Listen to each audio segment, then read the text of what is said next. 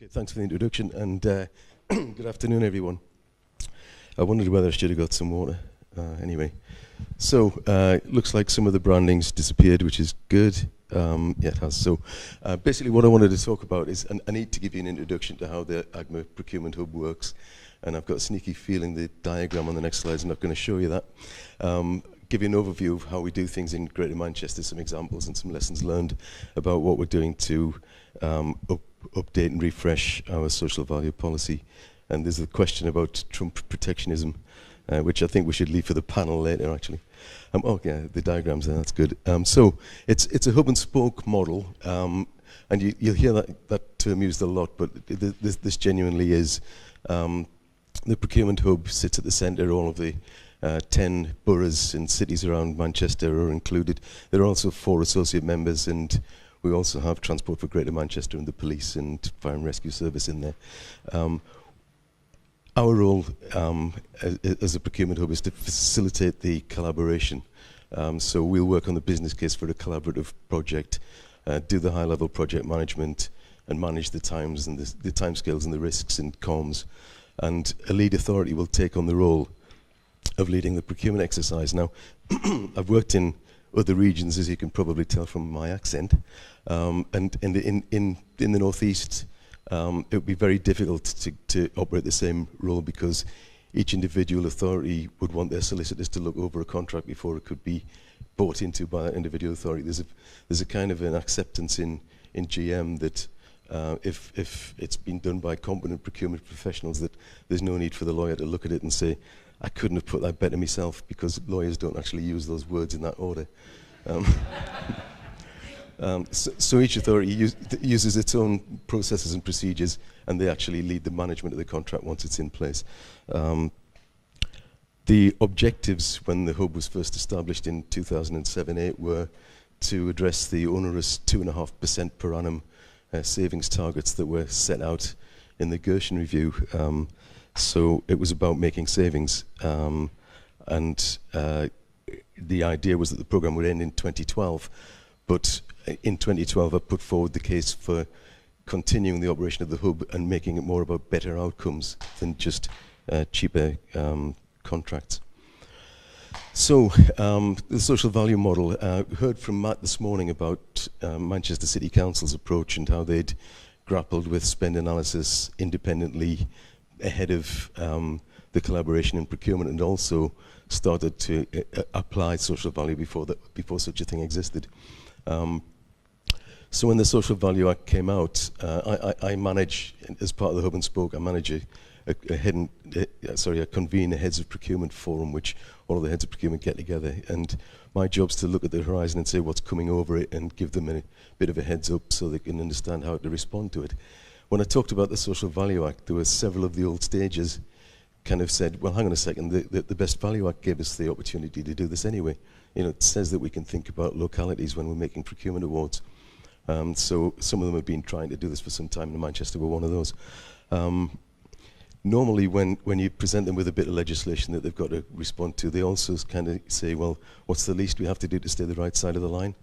There's a genuine disappointment about the Social Value Act just applying to services just above the threshold. They all said, look, we want to do this for everything, and that's what we did. So we put together the social value model, and the idea was that we'd take the GMCA's Greater Manchester Stronger Together strategy, which was basically the book that was written. It was an independent economic assessment of Greater Manchester's economy that was basically the foundation for devolution. So that was used as we looked at that strategy and identified 6 pillars that we would then make part of our social value strategy. Each procurement exercise tells suppliers about what the pillars are and says, you respond on the basis of what you're going to provide. So the social value policy sets out how it will be delivered. Everybody in Greater Manchester accepted and adopted the policy, but they all apply it in a way that actually reflects the needs and the individual requirements of their own localities. One of the benefits of consistency is that suppliers get it once rather than get it 14 different times in different ways. The core objectives of the Greater Manchester strategy are written down there. Reforming the way public services are delivered and stimulating growth are the main ones.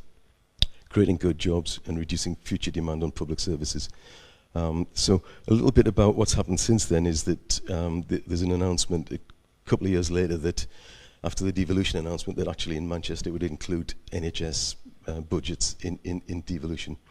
So the NHS people need to buy into this, and I've had quite a lot of discussions with people from NHS saying, Matt mentioned earlier this morning, a lot of their spend is uninfluenceable. It's done through national deals and so on. But there is a lot of influenceable spend within the NHS budgets, and the point I keep making to them, and they do accept, is that there isn't anything that I've seen in terms of a social value outcome that won't ultimately lead to a reduction in future demand on health services. And that's just, show me one and I'll remain to be amazed. So that's how we do it. We've set up a menu which we give to our suppliers. I'm not going to read it out. You'll be able to access the slides later anyway, and they'll have a bit of colour on them as well, which would be nicer. But basically it's around things like raising living standards, promoting sustainability and growth, helping the VCS to prosper, and the environment is there too. The fact that it's number 6 doesn't mean it's the least important. So I've got some examples of things that we've done, which I'll run through very quickly. We put out a contract across GM for asset recycling and disposal, ICT asset recycling. So that's when your laptops, when your bits of electronic kit have reached the end of their useful life. We wanted a supplier that would deal with them in a way that reduced, that zero waste that went to landfill. Everything that could possibly be recycled would be. If possible, equipment could be refurbished and sold at lower prices to people that could make use of it in voluntary sector, for example.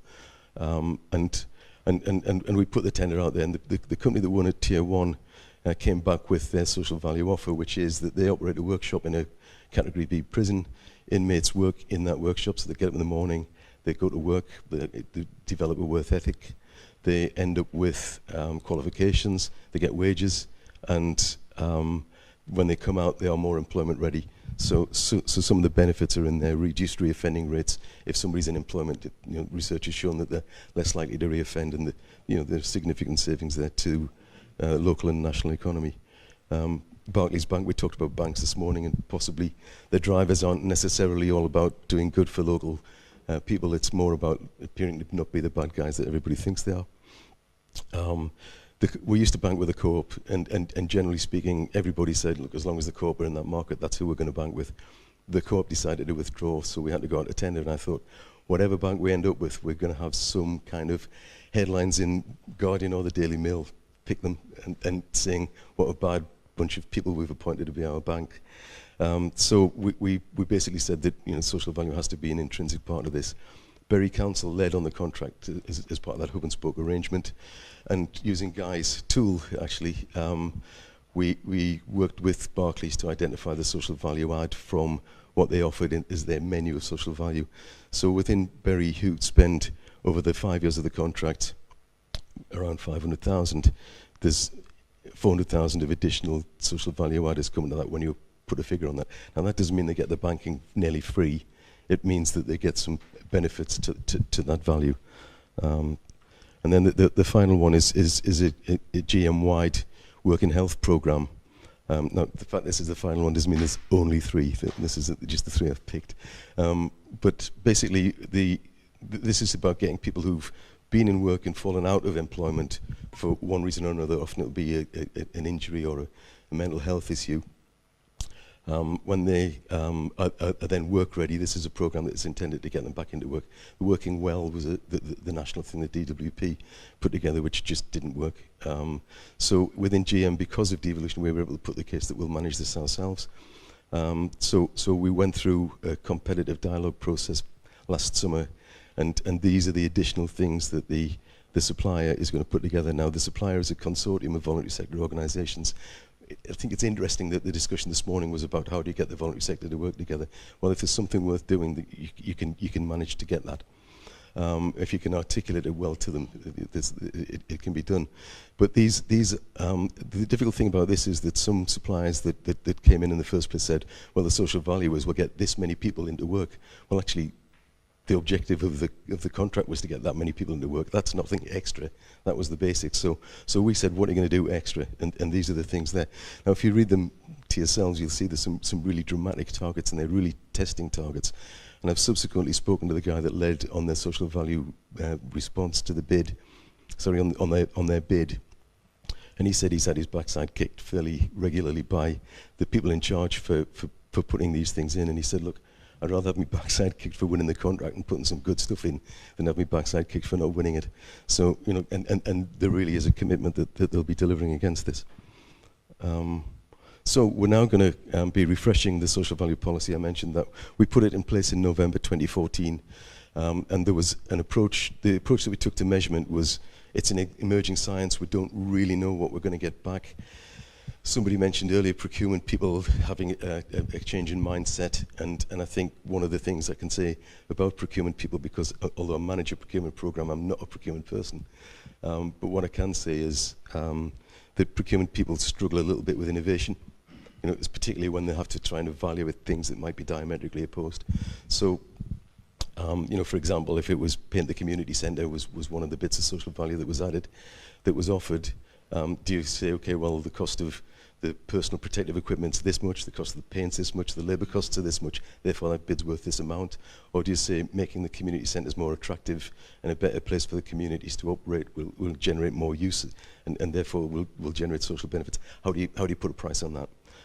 So they find it difficult, but I think the important thing is, and Kate covered it pretty much early on, that economic development is driving the social value, not procurement driving it. And I think that's where we need to be thinking. The organisation has to own social value, not the procurement people. Some of the things that we've found out is that, you know, if you say you just want apprenticeships or you want a number of jobs created, then how good are those jobs? And are they going to be engaging somebody who's got straight A's that would get a job, got a reasonable choice within the labour market? Or are you going to get somebody that's hard to reach, that finds it difficult, that maybe education passed them by when they're at school because they were having too much of a good time, and then they wake up in their 20s and think, you know what, I could do with something, and you know, if you can help something like that into work, the social benefits could be significantly better. Again, do you want ICT experts turning up at a voluntary sector organisation saying, we're going to paint your walls and we're not very good painters, and we're going to disrupt your whole organisation, you're going to have to move all your stuff while we paint it and put it all back again afterwards, and we've only got one day because it's our volunteering day? Or would you want an ICT expert to turn up and say, let's have a look at these systems and let's just see where they're making best use of that? How's your cyber security? How's your, you know, how much does your network help you, or how much time do you spend trying to make your network work?